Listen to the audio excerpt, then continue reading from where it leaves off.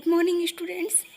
आज हम लोग वाक्य की परिभाषा, वाक्य के आवश्यक तत्व, वाक्य के अंग और वाक्य के भेद का अध्ययन करेंगे।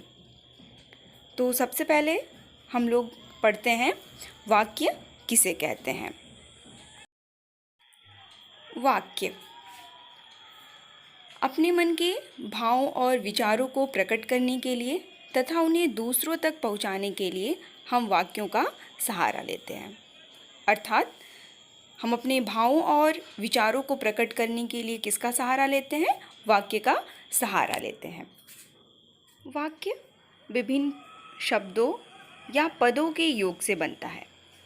वाक्य में प्रयुक्त प्रत्येक शब्द का अपना अलग अर्थ होता है। यानी वाक्य में प्रयुक्त जो शब्द होते हैं उन सभी शब्दों का अपना अलग अर्थ होता है।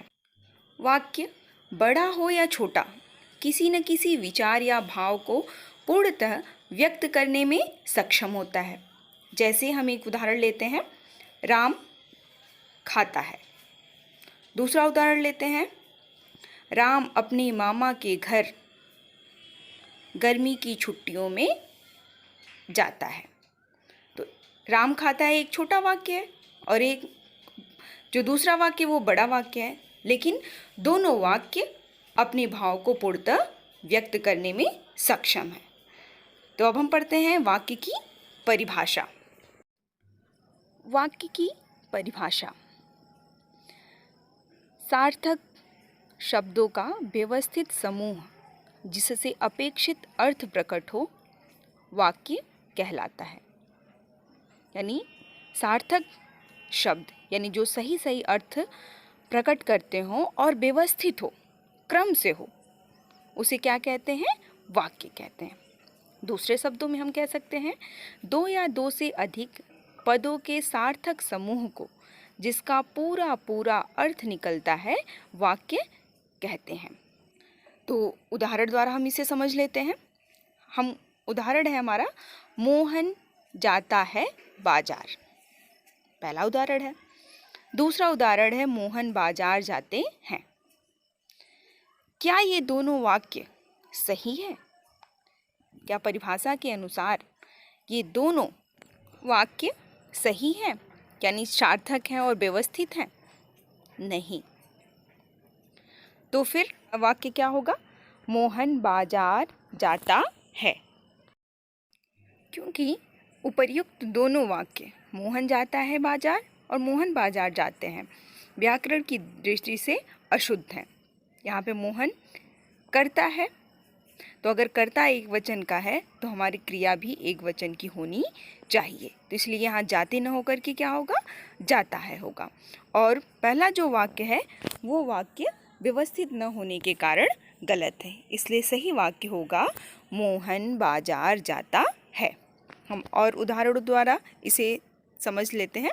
जैसे राम विद्यालय जाता है, नेताजी सुंदर लग रहे थे, बच्चे पतंग उड़ा रहे हैं।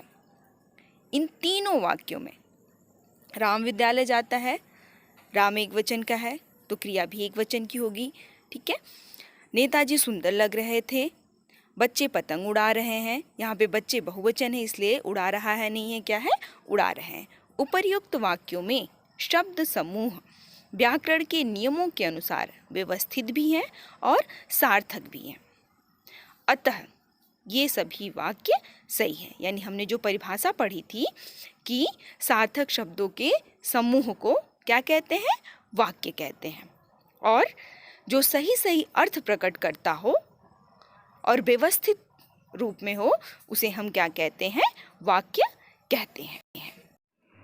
अतः पदों का व्याकरणिक, व्यवस्थित और सार्थक रूप जो किसी भाव या विचार को व्यक्त करने की दृष्टि से पूर्ण हो, वाक्य कहलाता है। अब आपके मन में एक प्रश्न आ रहा होगा, वो प्रश्न क्या होगा? पदों का, शब्द और पद इन दोनों में अंतर होता है। शब्द स्वतंत्र होते हैं, जैसे राम। अब ये राम राजा दशरथ के पुत्र भी हो सकते हैं और राम किसी व्यक्ति का नाम भी हो सकता है। और जब इसी शब्द को व्याकरणिक नियमों के साथ वाक्य में प्रयोग किया जाता है तब वह शब्द न होकर के पद कहलाता है। जैसे राम विद्यालय जाता है, यहाँ राम कर्ता है, कर्ता कारक है, एक वचन है, पुल्लिंग है, तो व्याकरणिक नियम क्या हो जाएंगे? कारक, लिंग, वचन, पुरुष, ये सभी व्याकरणिक नियम हैं। तो पदों का व्याकरणिक, व्यवस्थित और सार्थक रूप जो किसी भाव या विचार को व्यक्त करने की दृष्टि से पूर्ण हो, वाक्य कहलाता है। वाक्य के 6 आवश्यक या अनिवार्य तत्व हैं। पहला सार्थकता, दूसरा योग्यता, तीसरा आकांक्षा, चौथा निकटता या समीपता, पांचवा पदक्रम, छठवां अन्वय। किसी भी वाक्य के लिए ये 6 अनिवार्य तत्व आवश्यक होते हैं। सार्थकता, सार्थकता वाक्य का प्रमुख गुण है। इसके लिए आवश्यक है कि वाक्य में सार्थक शब्दों का ही प्रयोग हो, तभी वाक्य भावाभिव्यक्ति के लिए सक्षम होगा। उदाहरण के लिए, राम रोटी पीता है। आप लोग रोटी पीते हैं कि खाते हैं? खाते हैं ना? तो यहाँ रोटी पीना सार्थकता का बोध नहीं कराता। क्यों नहीं कराता? क्योंकि रोटी खाई जाती है। तो सार्थकता की दृष्टि से यह वाक्य क्या है? अशुद्ध है। तो सही वाक्य क्या होगा कि राम रोटी खाता है। इस वाक्य को पढ़ते ही पाठक के मस्तिष्क में वाक्य की सार्थकता उपलब्ध हो जाती है। कहने का आशय है कि वाक्य का यह तत्व वाक्य रचना की दृष्टि से अनिवार्य है। इसके अभाव में अर्थ का अनर्थ संभव है। दूसरा है योग्यता। वाक्य में सार्थक शब्दों के भाषानुकूल क्रमबद्ध होने के साथ साथ उसमें योग्यता अनिवार्य तत्व है। अर्थात प्रसंग के अनुकूल वाक्य में भावों का बोध कराने वाली योग्यता या क्षमता होनी चाहिए। इसके अभाव में वाक्य अशुद्ध हो जाता है। उदाहरण, हिरण उड़ता है। यहाँ पे हिरण और उड़ने की परस्पर योग्यता नहीं है। क्या आप लोगों ने हिरण को कभी उड़ते हुए देखा है? तो यह वाक्य क्या होगा? अशुद्ध होगा। यहाँ पर उड़ता के स्थान पे चलता या दौड़ता लिखे तो वाक्य शुद्ध हो जाएगा। तो शुद्ध वाक्य क्या होगा कि हिरण दौड़ता है या फिर हिरण चलता है। तीसरा है आकांक्षा। आकांक्षा का अर्थ है इच्छा। वाक्य अपने आप में पूरा होना चाहिए। उसमें किसी ऐसे शब्द की कमी नहीं होनी चाहिए जिसके कारण अर्थ की अभिव्यक्ति में अधूरापन लगे। जैसे पत्र लिखता है, यह वाक्य अधूरा सा लग रहा होगा आप लोगों को। कौन पत्र लिखता है? अर्थात इस वाक्य में क्रिया के कर्ता को जानने की इच्छा होगी। अतः पूर्ण वाक्य इस प्रकार होगा कि राम पत्र लिखता है। क्रिया लिखता है, इसका कर्ता कौन होगा? राम। तो पूर्ण वाक्य क्या हो जाएगा कि राम पत्र लिखता है। चौथा है निकटता या समीपता। बोलते या लिखते समय वाक्य के शब्दों में परस्पर निकटता का होना बहुत आवश्यक है। रुक रुक कर बोले या लिखे गए शब्द वाक्य नहीं बनाते। अतः वाक्य के पद निरंतर प्रवाह में पास पास बोले या लिखे जाने चाहिए। तात्पर्य क्या है? कहने का मतलब ये है कि वाक्य में शब्दों के बीच समीपता होनी चाहिए और उन शब्दों में निरंतर प्रवाह होना चाहिए। अगला देखते हैं हम। अगला है पद क्रम। सार्थक शब्दों को भाषा के नियमों के अनुरूप क्रम में रखना चाहिए। वाक्य में शब्दों के अनुकूल क्रम के अभाव में अर्थ का अनर्थ हो जाता है। उदाहरण के लिए, नाव में नदी है। इस वाक्य में सभी शब्द सार्थक हैं। नाव में नदी है, ये जो वाक्य हम देख रहे हैं उसमें सभी शब्द क्या है? सार्थक है। फिर भी क्रम के अभाव में वाक्य क्या है? गलत है। सही क्रम करने पर नदी में नाव है वाक्य बन जाता है जो शुद्ध है। तो इस वाक्य का सही क्रम क्या है? नदी में नाव है। तो पद क्रम की दृष्टि से यह वाक्य शुद्ध है। छठा है अन्वय।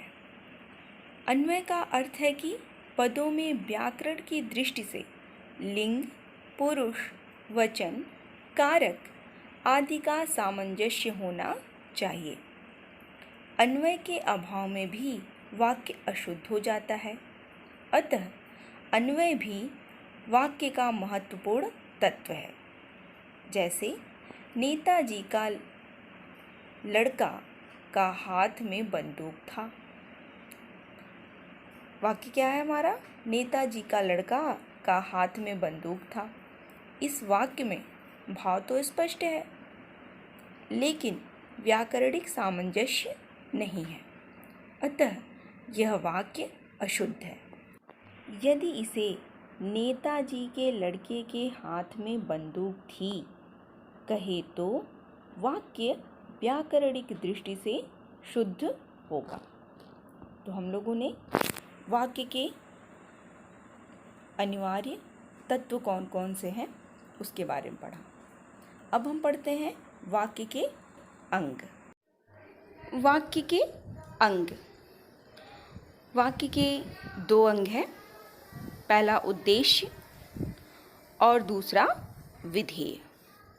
उद्देश्य, वाक्य में जिसके बारे में कुछ बताया जाता है उसे उद्देश्य कहते हैं।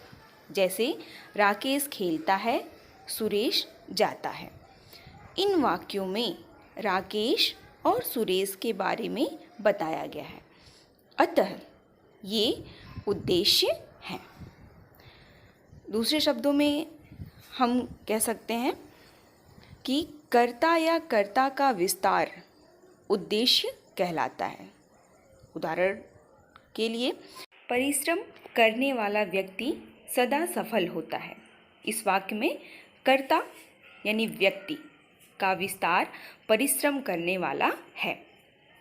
कभी कभी वाक्य में उद्देश्य का लोप भी होता है। जैसे वहाँ मत जाओ, यहाँ तुम कर्ता का लोप है किंतु पूर्ण अर्थ निकल रहा है। तो कभी कभी वाक्य में उद्देश्य का लोप भी होता है। विधेय, वाक्य में उद्देश्य के बारे में जो कुछ कहा जाता है उसे विधेय कहते हैं। जैसे अनुराग खेलता है, इस वाक्य में खेलता विधेय है।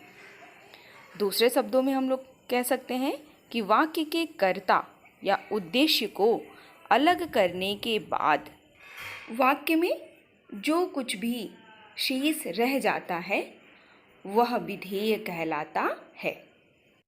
इसको हम इन उदाहरणों के द्वारा समझ सकते हैं। जैसे रेलगाड़ी बहुत तेज चल रही थी। इसमें रेलगाड़ी क्या है? उद्देश्य है, और उद्देश्य को छोड़ करके बाकी जो शेष बच रहा है वो क्या है? विधेय है। दूसरा, कक्षा के सभी बच्चे बुद्धिमान हैं। इस वाक्य में कर्ता का विस्तार किया गया है, तो कर्ता या कर्ता का विस्तार क्या कहलाता है? उद्देश्य कहलाता है। तो कक्षा के सभी बच्चे ये उद्देश्य हैं और बुद्धिमान है यह विधेय है। अब हम पढ़ते हैं वाक्य के भेद। वाक्य भेद दो प्रकार से किए जा सकते हैं। पहला है अर्थ के आधार पर वाक्य के भेद और दूसरा है रचना के आधार पर वाक्य के भेद। इसको हम अगली कक्षा में पढ़ेंगे।